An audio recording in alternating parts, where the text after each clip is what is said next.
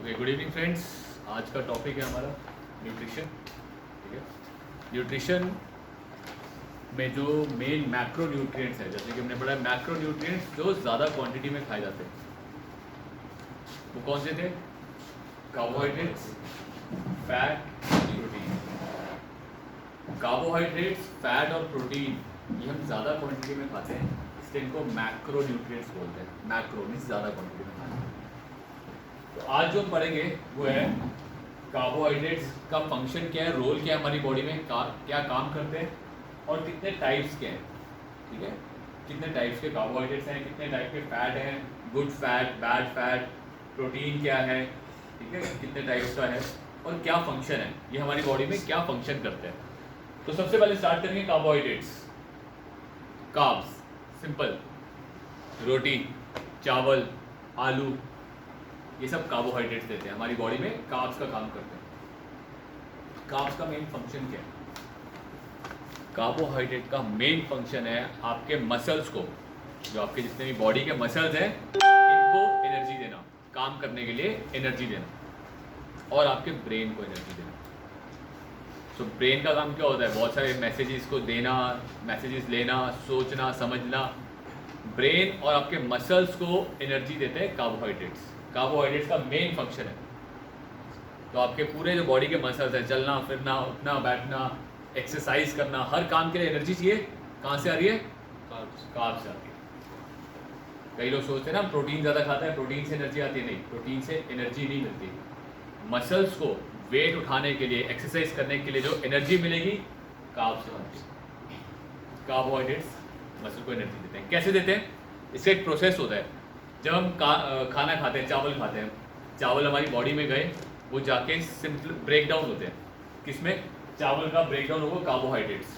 Carbohydrates आगे और simplify होंगे शुगर, फिर ग्लूकोज, ग्लाइकोजन, करते करते एटीपी बनता है।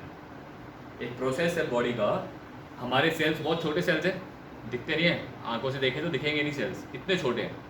उतने छोटे सेल को उतने छोटी फॉर्म में खाना भेजना पड़ेगा ना, खाना भी उतनी छोटी फॉर्म में भेजना पड़ेगा। तो वो सबसे छोटी फॉर्म जो है वो है एटीपी, एडिनोसाइन ट्राई फॉस्फेट,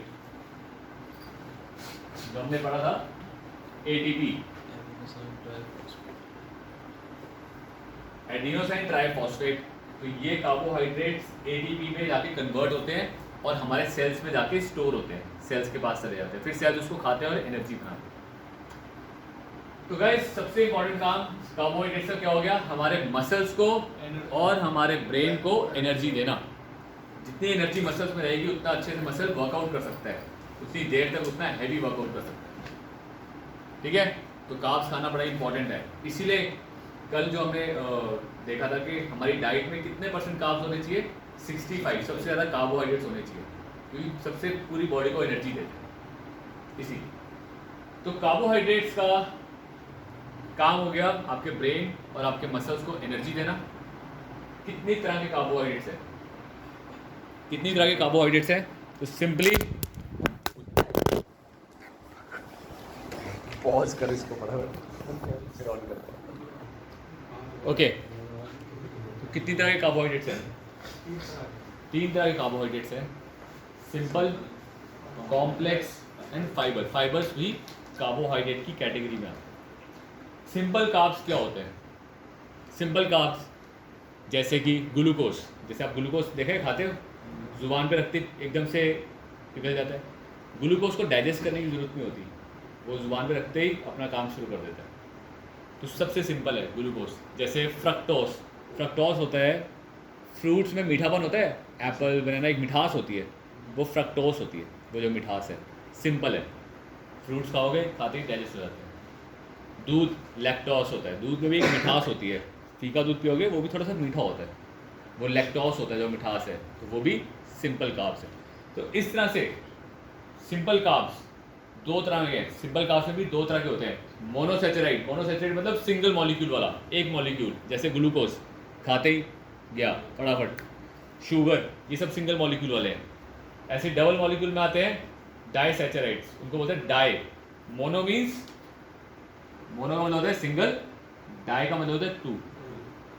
ठीक है, मोनोसैचराइड्स डाइसैचराइड, मोनो मतलब सिंगल मॉलिक्यूल वाले, डाई मीन्स 2 मॉलिक्यूल वाले, जैसे आपका फ्रक्टोज, जैसे फ्रूट्स का जो मिठास है, फ्रूट्स जो होता है। नेक्स्ट आता है कॉम्प्लेक्स, जो सिंपल है, इनका मतलब क्या है, सिंपल मीन्स खाते ही डाइजेस्ट हो जाएंगे, फटाफट डाइजेस्ट होंगे और एनर्जी दे देंगे, खाते ही आपको एनर्जी मिल जाती है, आप थोड़ा फ्रेश फील करते हो।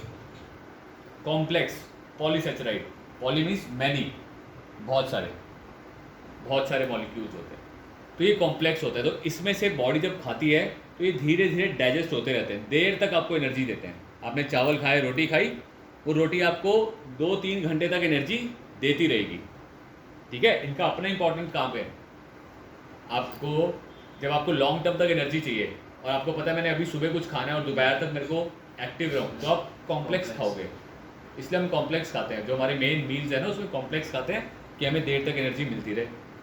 सिंपल कब खाते हैं, जब इंस्टेंट एनर्जी चाहिए, वर्कआउट से पहले, ड्यूरिंग वर्कआउट, वर्कआउट के बीच में, कभी आपको इंस्टेंट एनर्जी चाहिए तो आप सिंपल खाते हो, ठीक है। तो सिंपल जनरली तब खाया जाता है जब ज़्यादातर आपको एकदम से एनर्जी चाहिए, थोड़ी हल्की फुल्की भूख लग रही है, तब खाना है। And last is fibre. Fibre मतलब जो प्लांट्स से होता है, प्लांट बेस्ड, जो भी आप सब्जियां खाते हो, जो भी आप प्लांट्स, वेजिटेबल्स हो गए, आपके सैलेड हो गई, इन सब में फाइबर होता है। फाइबर एक चिकना पदार्थ होता है जो बेसिकली आपके सिस्टम के अंदर चीज़ों को डाइजेस्ट करने में हेल्प कैसे करता है, वो मूवमेंट देता है।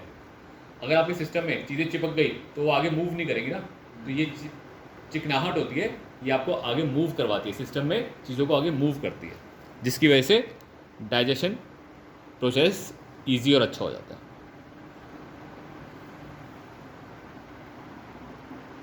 सो कार्बोहाइड्रेट्स के अंदर सिंपल, कॉम्प्लेक्स, फाइबर्स खाने बहुत ज़रूरी है कि आपके डाइजेस्टिव सिस्टम को एक्टिव रहे और सही रखे।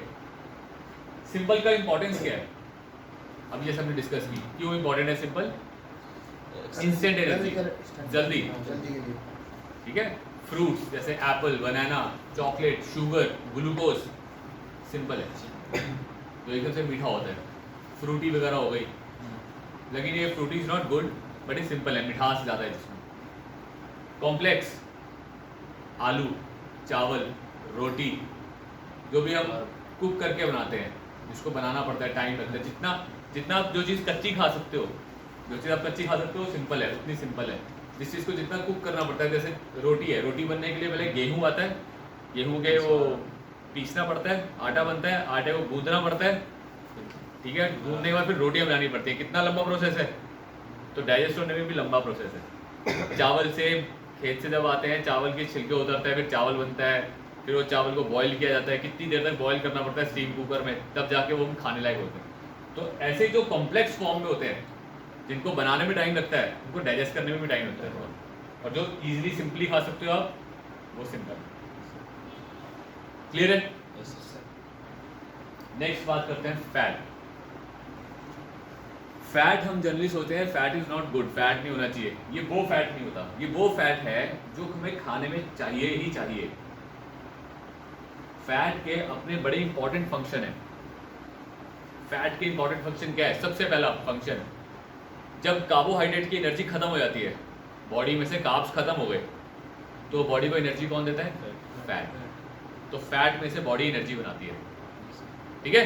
कार्बोहाइड्रेट्स की एनर्जी आधे पौने घंटे में, अगर आप वर्कआउट करते हो ना, ज़्यादा अच्छा वर्कआउट करोगे तो आधे पौने घंटे में एनर्जी खत्म हो जाती है, तो फैट एनर्जी देना शुरू करता है। तो fat again source of energy, हमें एनर्जी देने का सोर्स है। दूसरा इंपॉर्टेंट फंक्शन, हम जितने विटामिन खाते हैं, कुछ विटामिन ऐसे होते हैं जो पानी से डाइजेस्ट होते हैं हमारी बॉडी में। हमारी बॉडी में पानी से दो विटामिन है, vitamin B complex, vitamin C. Vitamin B और विटामिन सी, इन दोनों के लिए पानी, हमारी बॉडी में तो पानी है ही, अब वो वैसे खाओगे पानी डाइजेस्ट हो जाएगा। बाकी जितने भी विटामिन हैं, इनको डाइजेस्ट करने के लिए फैट होना ज़रूरी है। डाइट में अगर फैट है तभी वो डाइजेस्ट होते हैं। कौन से? Vitamin A diet, vitamin A D E K, vitamin A diet, A D E K, vitamin A, vitamin D, vitamin E, vitamin K, ये सारे विटामिन को डाइजेस्ट करने के लिए बॉडी में फैट होना जरूरी है। अगर आप फैट नहीं खाओगे तो ये डाइजेस्ट नहीं होंगे, और इनके अपने इंपॉर्टेंट फंक्शन है तो वो फंक्शन आपकी बॉडी करेगी भाई। जैसे विटामिन डी, जो आप कैल्शियम दूध पीते हो, दूध से कैल्शियम मिलता है, वो कैल्शियम हड्डियों में तभी लगेगा अगर विटामिन डी बॉडी में है। अगर विटामिन डी नहीं है तो पिए हुए दूध का कैल्शियम हड्डियों में नहीं लगता। पता है, कैल्शियम अगर आप खा रहे हो और बॉडी में विटामिन डी नहीं है तो वो कैल्शियम हड्डियों को लगेगा ही नहीं, वेस्ट हो जाएगा। तो कितना इंपॉर्टेंट है विटामिन डी। और ये डाइजेस्ट कब होगा, जब आपकी बॉडी में फैट होगा। तो आपस में इंटरलिंक्ड है चीज़ें, इसीलिए हमें चीज़ों को तरीके से खाना है। इसीलिए वो आपको जो कल डाइट चार्ट में देखा था कि इतने % कार्ब्स, इतने % प्रोटीन और इतने % फैट होना ही चाहिए। इसीलिए होना चाहिए कि बाकी की चीज़ों को डाइजेस्ट कर सके अच्छे से। तो फैट का सेकेंड इंपॉर्टेंट फंक्शन क्या है कि विटामिन ADE को डाइजेस्ट कर सके body. And third important function, जो हमारी बॉडी में टेस्टोस्टेरोन बनता है, उसको बनने के लिए फैट होना जरूरी है। क्यों? फैट की वजह से हमारी बॉडी में कोलेस्ट्रॉल बनता है और कोलेस्ट्रॉल टेस्टोस्टेरोन बनाता है। कोलेस्ट्रॉल हमारी बॉडी में टेस्टोस्टेरोन बनाने में काम आता है, तो उसके लिए भी फैट जरूरी है। तो फैट के अपने इंपॉर्टेंट फंक्शंस हैं, इसलिए हमें फैट खाना ही खाना है। लेकिन क्या ध्यान रखना है कि हम बैड फैट ना खाएं। बैड फैट कौन सा होता है? जो हमारी बॉडी को नुकसान देगा। हम वो फैट खाएं जो हमारी बॉडी के लिए अच्छा है। तो वो पढ़ते हैं कि कौन कौन से टाइप के फैट्स होते हैं और कैसे काम करते हैं। तो सबसे पहले सैचुरेटेड फैट। सैचुरेटेड फैट क्या होता है? सैचुरेटेड फैट बेसिकली वो फैट है जो बॉडी में ना LDL बनाता है, कोलेस्ट्रॉल। कोलेस्ट्रॉल दो तरह के होते हैं बॉडी में। LDL, low density lipoprotein, full form होती है लो डेंसिटी लिपोप्रोटीन। LDL जो होता है ना, ये बैड होता है, हमारे लिए अच्छा नहीं होता। क्यों? LDL ना नसों में, आर्टरीज में जम जाता है। ये ऐसा होता है, ये जम जाता है, और ये जब जमेगा, अगर आर्टरीज में LDL जम गया तो आर्टरीज में से खून पास नहीं हो पाएगा ना, खून पास नहीं होगा तो हार्ट अटैक होता है।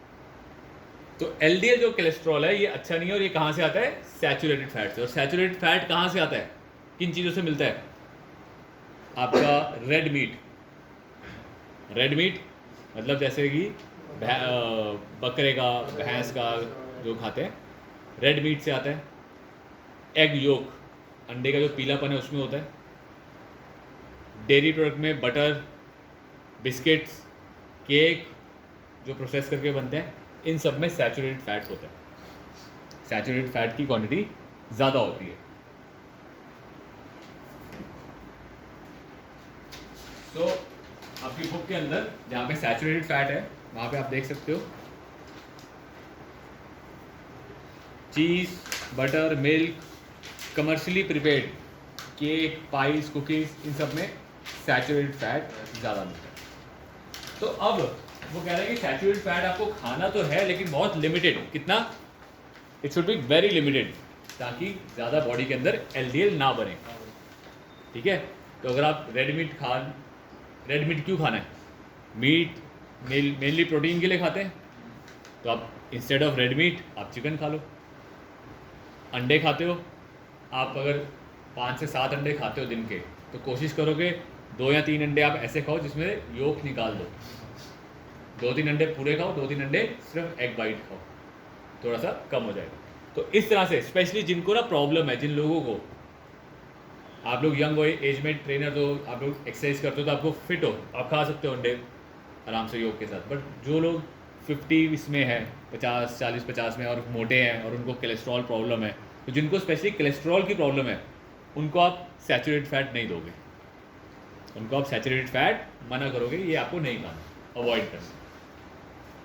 सेकेंड आते हैं ट्रांस फैट। ट्रांस फैट क्या होता है? ट्रांस फैट बेसिकली जो वेजिटेबल ऑयल्स होते हैं, वेजिटेबल ऑयल्स के अंदर हाइड्रोजन मिक्स किया जाता है, उसको प्रिजर्व करने के लिए कि तेल खराब ना हो, तेल की लाइफ बढ़ाने के लिए हाइड्रोजन ऐड किया जाता है। वो हाइड्रोजन जो इसमें ज़्यादा ऐड किया जाता है, जब हम इसको गर्म करके तलते हैं तो ये ट्रांस फैट कन्वर्ट करता है। ट्रांस फैट भी बॉडी में LDL बढ़ाता है। जब आप वेजिटेबल ऑयल्स में कोई चीज़ तल के खाओगे तो वो ट्रांस फैट बढ़ा देगा बॉडी में। ट्रांस फैट बढ़ेगा तो मतलब LDL बढ़ेगा, और LDL का वही नुकसान है। तो ट्रांस फैट मतलब हाइड्रोजन जो ऐड किया जाता है ऑयल में वो सारे ट्रांस फैट होते हैं। तो ये दोनों फैट बेसिकली बैड फैट है, इन दोनों को हमें कम से कम खाना है। तो आप कोशिश करो तली हुई चीज़ें तो वैसे ही नहीं खानी, जितनी कम कर दो उतना अच्छा है। और सैचुरेटेड फैट देख के खाओ, ठीक है। जैसे आपको रेड मीट खाना भी पड़ रहा है तो महीने में 2 या 3 बार खा लिया बहुत है। अंडे आप डेली खाने वाली चीज़ है तो डेली खाने वाली चीज़ में से योग थोड़ा सा निकाल दो, 2-3 अंडे का योग निकाल के खा लो। उस तरह से आप इसको मैनेज कर सकते हो। Next is saturated fat, unsaturated fat. ये सैचुरेटेड था, ये अनसैचुरेटेड। अनसैचुरेटेड फैट अच्छा फैट होता है, गुड फैट होता है। और ये कहाँ से मिलता है? Olive oil, canola oil, sunflower oil, जितने भी है आजकल आप सुनते हो ना ऑलिव ऑयल इज़ गुड, वहाँ से आपको मिलता है। और ये गुड फैट क्यों है? क्योंकि ये HDL को बढ़ाता है बॉडी में। HDL होता है high density lipoprotein, high density lipoprotein. ये क्या करता है? ये जो हमारी नसों में जमी हुई चीज़ें हैं उनको निकालता है, ये साफ सफाई का काम करता है, इसलिए ये अच्छा है। तो ये जितना खाओगे उतना अच्छा है, ठीक है। तो घर में हम लोग डालडा में बनाने की बजाय किस में बनाएं? ऑलिव ऑयल, सनफ्लावर ऑयल, इन सब चीज़ों में बनाएं, तो ये ज़्यादा बेटर है। तो अनसैचुरेटेड फैट आपको और कहाँ से मिलेगा? ये आपको मिलता है olive oil, canola oil, almond, almond मतलब बादाम, ठीक है। और ये किस किस चीज़ में हेल्पफुल होता है, अच्छा होता है? ये हार्ट की डिजीज़ को ठीक करता है। क्यों ठीक करेगा? क्योंकि ये HDL को बढ़ाएगा। जब HDL ज़्यादा होगा तो नसें साफ़ हो जाएंगी, तो हार्ट की डिजीज़ नहीं होगी, ज़्यादा अच्छा हो जाएगा, हेल्दी हार्ट होगा। फिश, नट्स, नट्स मतलब जो आप ड्राई फ्रूट्स खाते हो उन सब में HDL होता है, फिश में HDL होता है। फिश में बेसिकली क्या होता है? ओमेगा वाले पदार्थ होते हैं जो अच्छे होते हैं। तो अनसैचुरेटेड फैट हमें ज़्यादा खाना चाहिए। डन।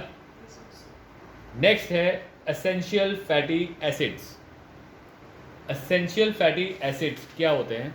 ये होते हैं ओमेगा 3, ओमेगा 6, ओमेगा 9।